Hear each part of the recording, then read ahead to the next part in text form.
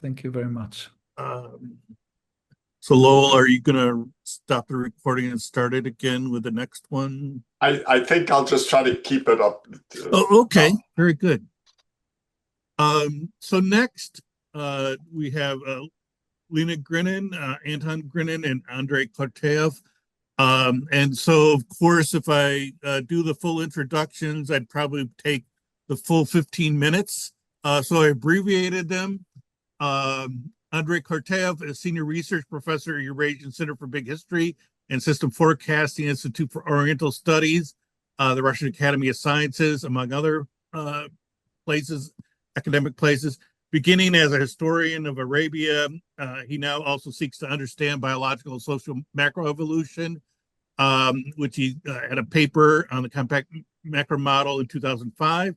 He's a founder of Evolution, co-editor of Clear Dynamics, co-editor of Monograph on the 21st Century Singularity Global Futures, Big History Perspective. He serves as a board member of IBHA.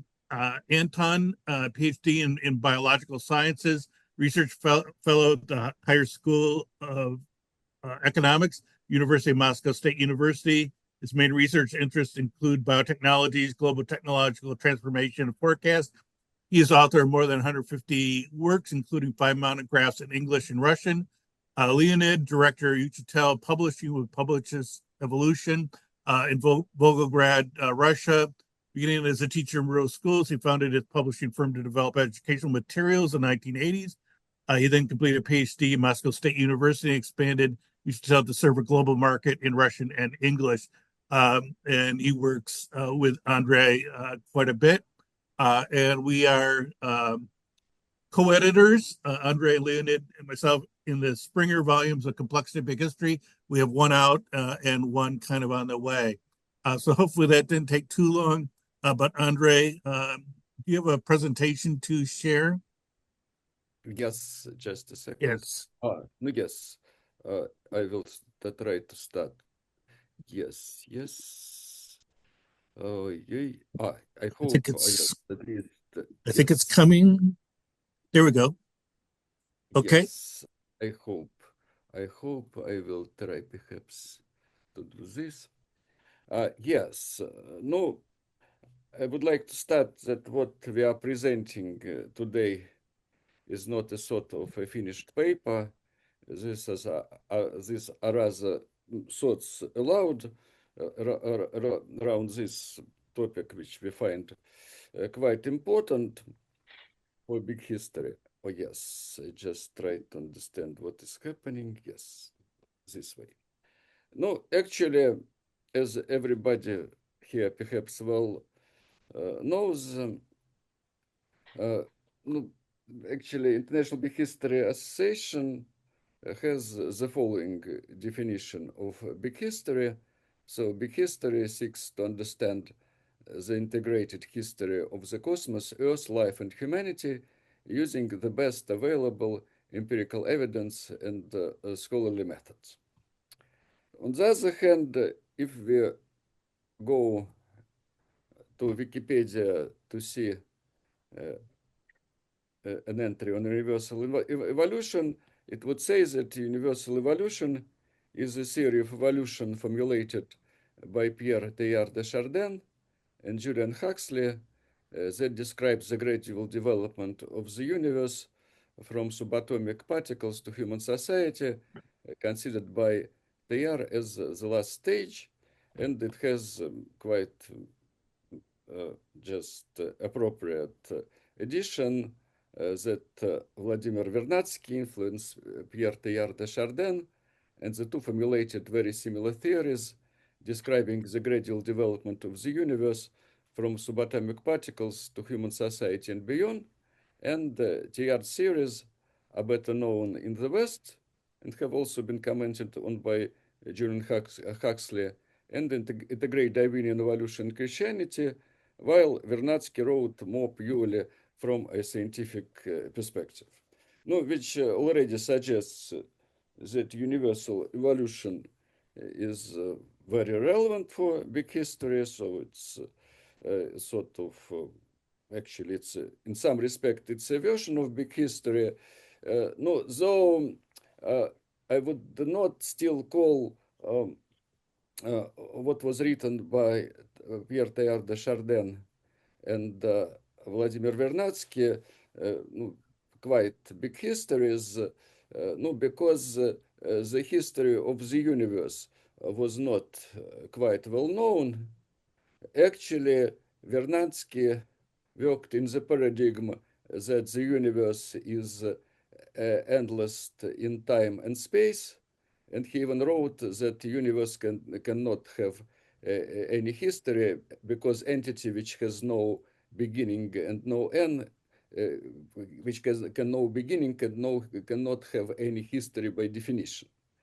But still, as I say, this kind of universal evolution and universal evolutionism is still quite relevant for big history. No, I would say that perhaps the first book which could be called both a sort of manifestation of universal evolutionism, a description of universal evolution, and big history in the same time is Eric Jansch's monograph, The Self-Organizing Universe, Scientific and Human Implication of the Emerging Paradigm of Evolution, published in 1980, which I would call the first the first real book in big history, because it's really a big history, because it describes the history from the Big Bang up to the present day situation with focus for future. And at the same time, in some respects, I would say that it is more theoretically based, more theoretically grounded than later books in big history, including ones by David Christian or Fred Spear. They are not as scientifically elaborated. They do not have such a deep and well-developed theory of universal evolution as a basis. It's very interesting that I know some parallels when the first exercise turned out to be for decades and perhaps the more successful than subsequent exercises in the same field. But moving further, as we have discussed that indeed there is a deep connection between universal evolution and big history, it's still important to understand that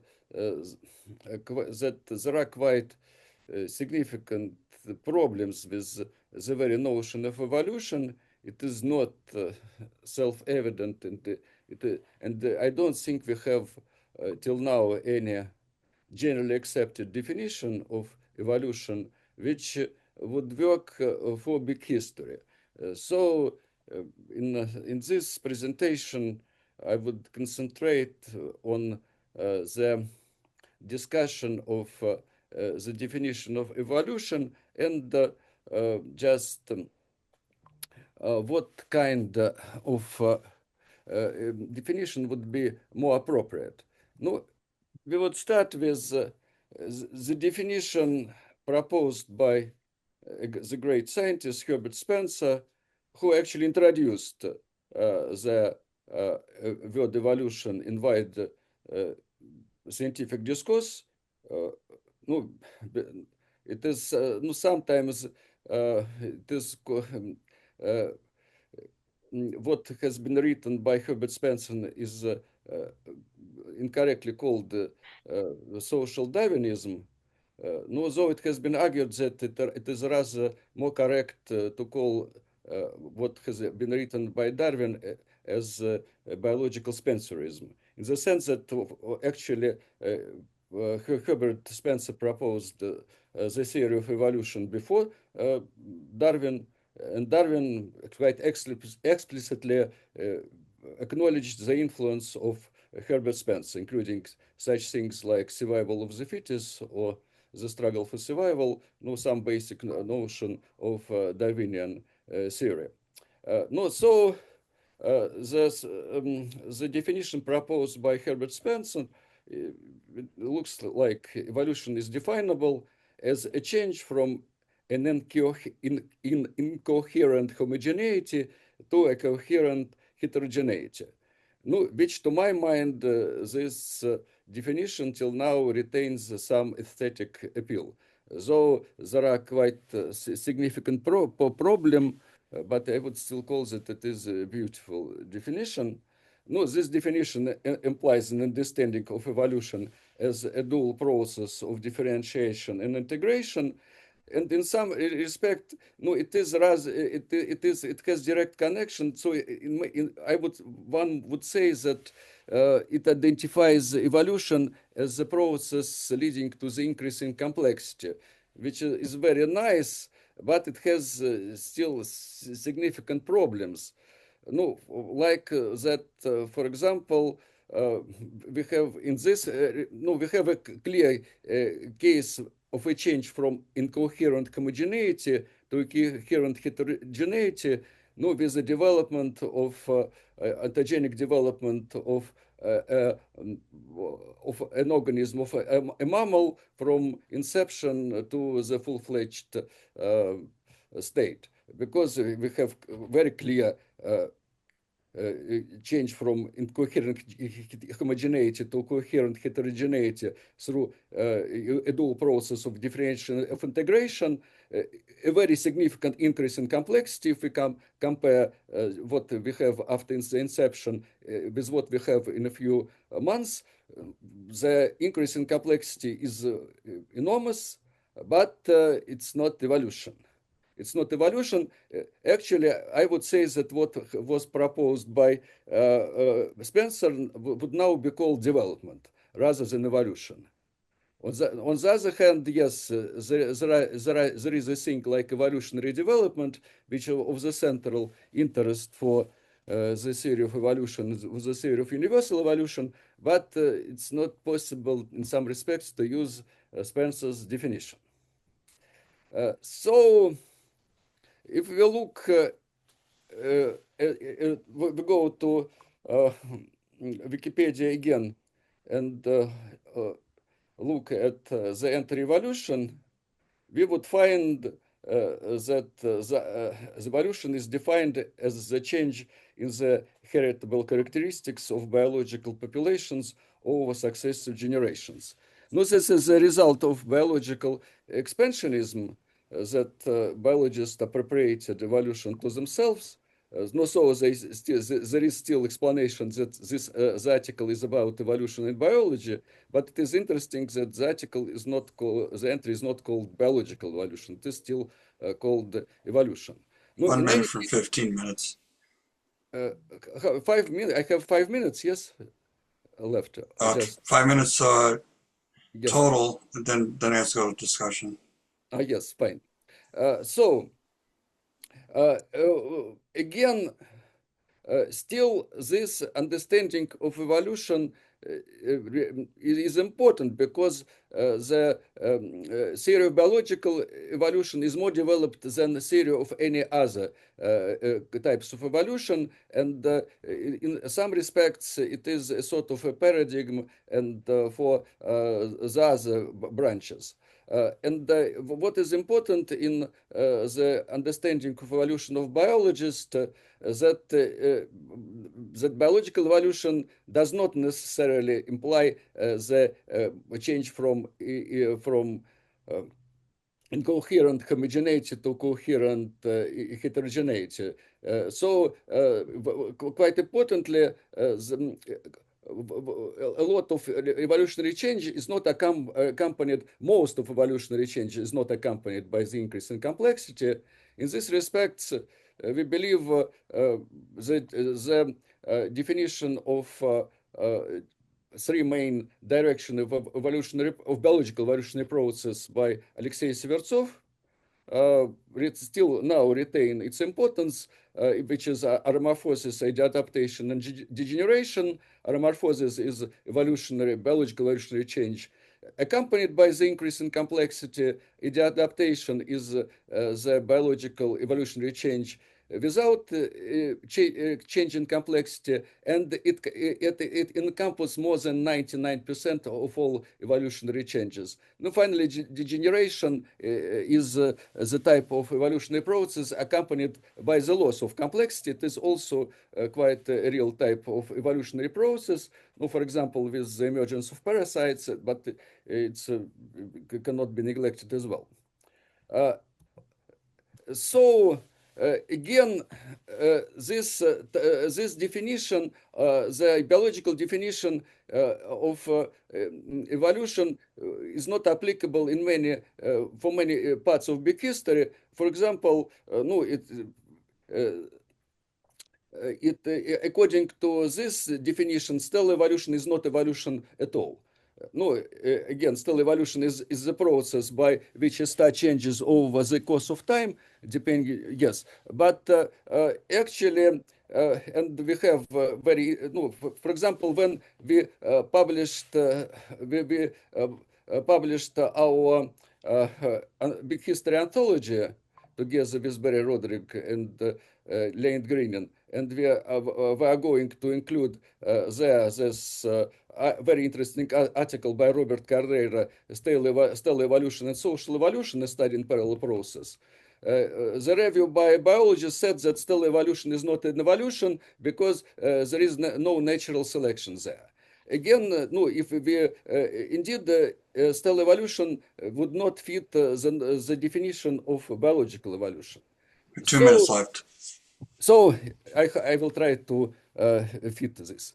So in this respect, we would like to draw attention to the definition of actually it was proposed as definition of social evolution, and it was proposed by Fred Vogt in the history of ethnology, and then very widely popularized by Henry Claassen.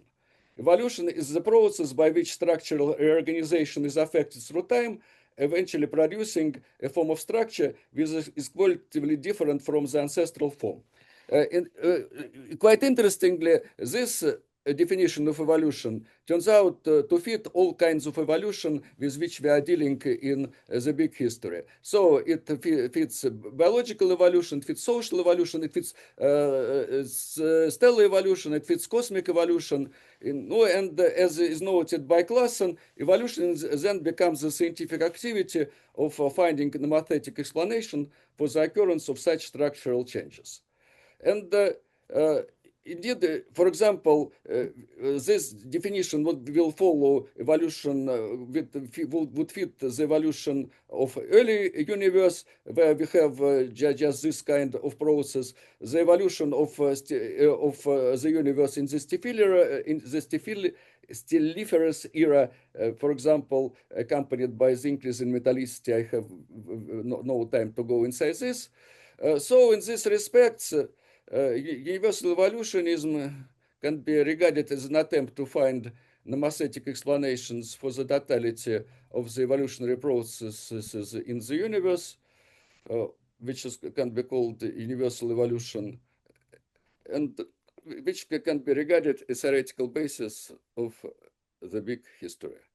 No, I think I should stop here. So thank you. I would thank everybody for attention. Thank you. Perhaps I will stop sharing my screen. Yeah.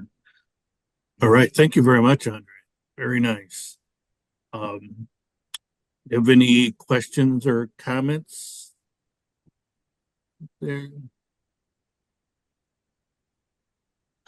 One thing I think is still kind of important to separate kind of the evolution of the physical environment, stellar evolution and stuff from life, and I see that as the role that information has. So it can still, with that definition, you have evolution still, integrate all aspects. But I think that's one distinguishing factor between their evolutions. Well, yes, it's true, and I would nobody would say that there is no difference between stellar evolution and biological evolution. It's very clear that they are totally different types of evolution, that there is not so much in common between them. But I would say that the definition of Vogert and Classen still allows to fit both of these kinds of evolution, irrespective of each extreme difference. Excellent. Very good. Ken? Ken Solis. Yes, Ken. Mike. Yes, thank you. Yeah, I agree. Definitions are always key. And I think you're pointing out that, stellar and biological evolution, one difference is adaptation. Complexity also tends to divide them into complex physical systems and complex adaptive systems. So adaptability, one of the manifestations of adaptability is diversity. So, there's millions of species on this planet alone, which is a great deal greater diversity also than in a cosmic or other physical systems like weather patterns or whatever. So I think it's important that you continue to expound on the difference of evolution, the different things that make them different, as well as their manifestations. So there's a great deal of difference, and I have problems when people try to say that everything evolves, whether it's molecules or whatever. There's a whole other set of mechanisms for life. I mean, life is astounding, But thanks for your presentation. Excellent. Anybody? So I have another question or comment.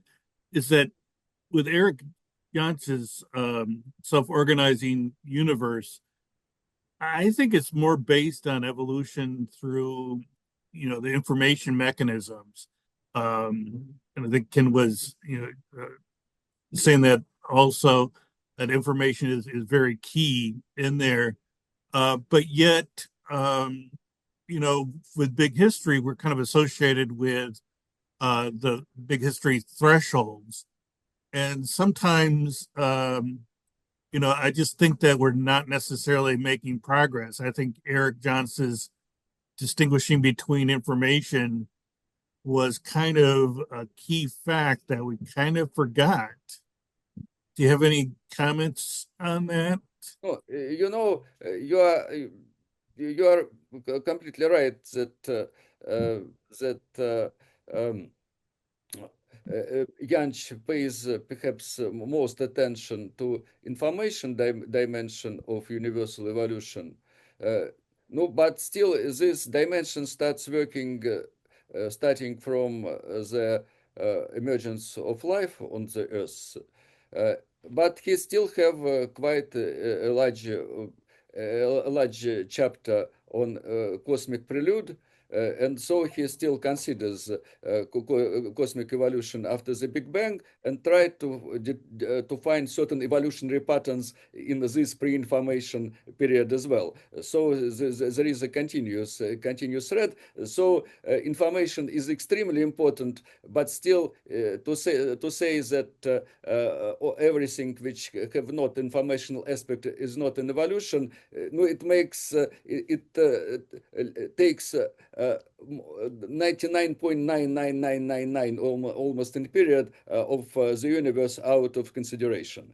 So it just brings universal evolution to one small planet just in one star in our galaxy. So both extremes are dangerous. Yes. We have 5 minutes for those who want to take a break. I think Stephen has a question. We have a hard time with the audio,